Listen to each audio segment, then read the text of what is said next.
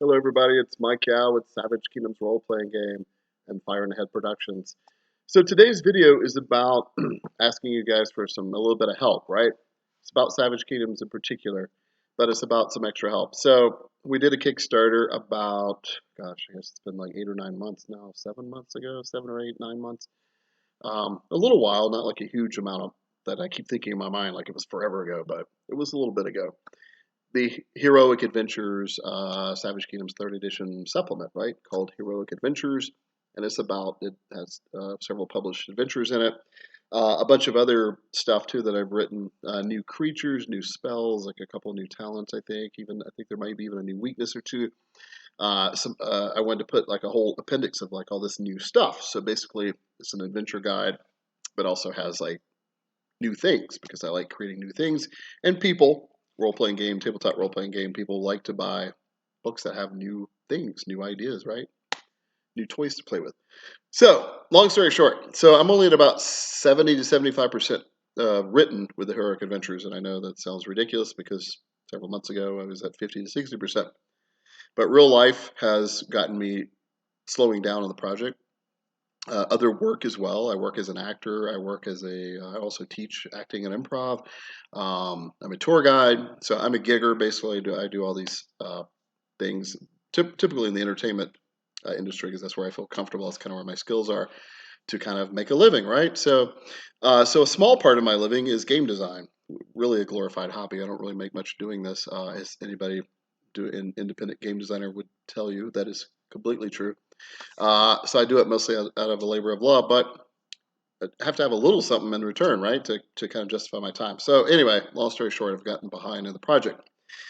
So during the time I've gotten behind, and even when the project first made, it was kickstarted, right? So we raised the minimum that we need, a little more than minimum, but it was pretty low. I was kind of lowballing myself. So now during that time, prices have gone up, and I can do it, but I'm gonna like really be hurting myself financially. Things are a little tight, even though I'm pretty busy and doing basically okay. But as you know, everybody's feeling the crunch right now. So what I'm thinking about is doing another Kickstarter. I know it sounds ridiculous because I haven't honored the last one, but it's coming. Like I just said, it's being written. I worked on some last night, and got over a little bit of writer's block and stuff like that.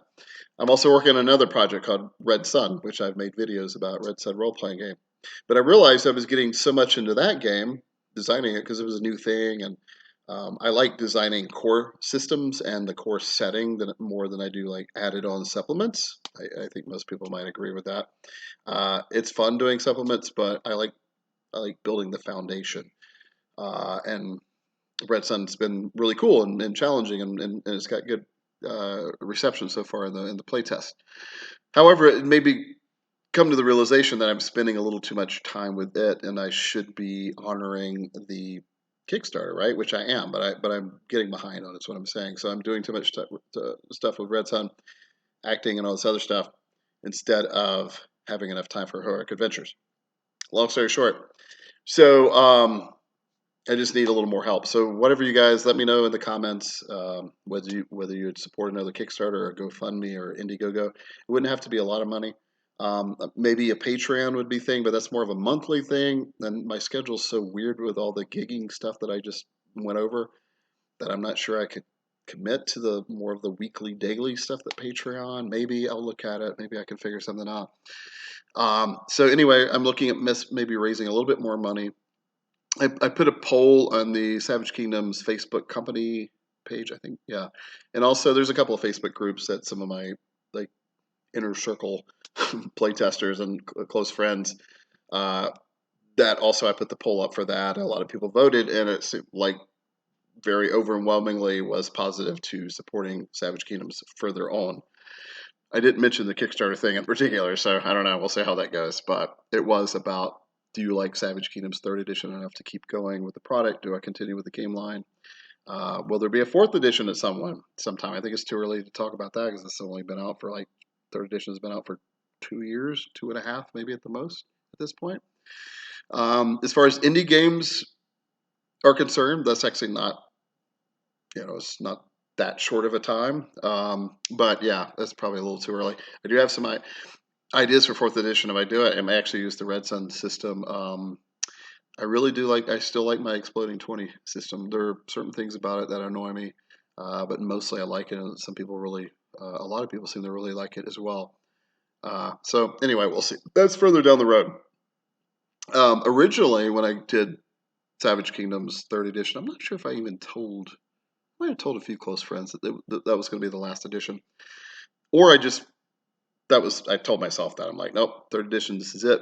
And now I'm not sure. Maybe if it continues to have it's a little bit of a following. It's a small following, I totally admit, but the following's pretty loyal. So I don't know. We'll see. So maybe further down, maybe in a year or two, there'll be a fourth edition, or 3 years. Who knows if it happens at all, or maybe I'll just focus on Red Sun. But for now, looking at possibly doing a new Kickstarter, GoFundMe, something, Indiegogo, whatever, just to raise maybe another, probably only like $500 to pay for the extra printing costs. That's gone up a lot. Shipping costs have gone up a lot because of fuel, obviously. Not like a huge amount, but a pretty decent amount. Printing definitely has gone up even more, I'd say percentage-wise than that. So again, this would be the Kickstart to finish the Heroic Adventures supplement, and also maybe just to kind of, if there's any left over from that, which I doubt, but if there is, probably a future project as well, or at least partially so. Before I end the video, I wanted to share what I have in mind for the possible next project of Savage Kingdoms. And this might be part of the Kickstarter, because I think I can do this, and that way I'll have an actual product instead of just asking for extra money. I'm thinking about doing a quick start version of Savage Kingdoms, almost more of a more friendly to children-ish. And the reason I say that is because quick start rules are pretty cool. Most people like them. I think veteran gamers don't really necessarily need it. It's pretty easy to figure out most tabletop role playing game rules if you're been in the hobby for a while. But I actually do a lot with. I teach, and you guys probably already know this already. I teach summer camps, RPG summer camps. I run those. I direct those. Hire the other game masters and other people, mentors, and it's all for 10 to 16-year-olds.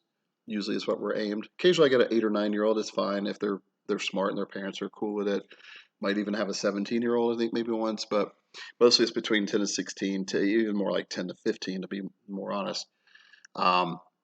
So yeah, and I teach some of the acting, and most of the acting and improv classes I teach are actually for teens and youth as well. So doing a lot of stuff with teens and youth, I do have kind of a soft spot for them. And I feel like the quick start rules would be kind of a better way to get them into Savage Kingdoms. Some of them already play, particularly the older kids, they really like Savage Kingdoms. The younger ones struggle a little bit more, and also, and if you're familiar with the system, and I assume if you're watching this video, you at least kind of are. It's both easier and more difficult than D&D 5th edition. Most game systems are that way. There's certain aspects that are like, oh my god, that's so much more intuitive and easier. And other things that are like, that's a little bit more difficult. Not necessarily they weren't thought out well. It's just that in order to make that concept work mechanically, maybe it's a little more involved. So the quick start rules would be just more of a kid friendly. And again, I'm just spitballing. I literally just came up with this idea like a day or two ago. This potential idea, anyway. Quick start rules. I think it would be cool, and it would kind of honor my covenant with the kids that I teach and their parents, and trying to give them like an actual rule set to kind of get them in some more Savage Kingdoms. I'm not willing to quite depart from SK3 yet. I thought I was. I was like, I think maybe I'm going to move on to Red Sun, but I got to get this. I got to honor this project that you guys have, some of you watching have so generously donated to, and I just think there's still more life left in Savage Kingdoms, particularly Third Edition. And the quick start rules is maybe a way to kind of keep it going. Also, it's a little gateway maybe to get some younger people in it, because I think they'll find out, especially when it's just the D20 rolling for everything, that part is definitely easier. Some of my young gamers that I run D&D 5th edition for, on one hand, they kind of like all the crazy different dice, and on the other hand, they get kind of confused with it, and it slows the game down a little bit. So yeah, that was one of the design goals in the first place with the D20, was just to streamline everything and make it kind of kind of quicker. You still have to do some addition and subtraction like in any game. But in most ways, it is quicker than D&D 5th edition, just to use that as an example, and Pathfinder, etc. Not necessarily better, just a little quicker. I personally have a preference for Savage Kingdoms, but I'm slightly biased. But I like those other systems too. So I've rambled on enough. I think I covered everything in my rambling. Summary, possibly doing a Kickstarter, GoFundMe to raise several hundred more dollars just to help with the printing costs and stuff that went up during the last 6 to 8 months. Possibly a quick start rules. That'll be like an offering. If I don't have to pay a graphic designer, Michael Scott Phillips, I usually use him. I love what he does, and I hate that he wouldn't get another gig.